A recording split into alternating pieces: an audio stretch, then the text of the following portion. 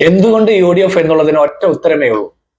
ഈ panchayat municipal corporation തെരഞ്ഞെടുപ്പിൽ UDFന് അനുകൂലമായി വോട്ട് ചെയ്യുന്ന മുഴുവൻ മനുഷ്യരും ഇനിയും പിണറായി വിജയൻ സർക്കാർ എന്നുള്ള ആ ദുരന്ത സമാനമായ ജീവിത സാഹചര്യത്തിൽ നിന്ന് കേരളത്തിലെ ജനങ്ങളെ രക്ഷിക്കാനുള്ള അവസാനവട്ട അഭിപ്രായ സർവേയിലാണ് പങ്കെടുക്കുന്നത്.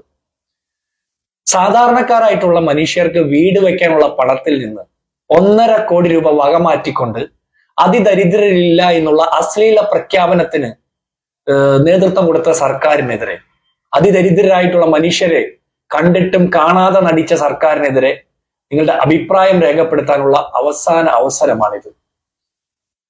64 ലക്ഷം മനുഷ്യർക്ക് ക്ഷേമ പെൻഷൻ നിഷേധിച്ച് അതിന്റെ പേരിൽ ആത്മഹത്യയിലേക്ക് പോലും ആളുകൾ പോകുന്ന സാഹചര്യം സൃഷ്ടിച്ച സർക്കാരിനെതിരായിട്ടുള്ള അഭിപ്രായ സർവേയുടെ കാലമാണിത്. ക്ഷേമനിധികൾ നിഷേധിക്കപ്പെട്ടു.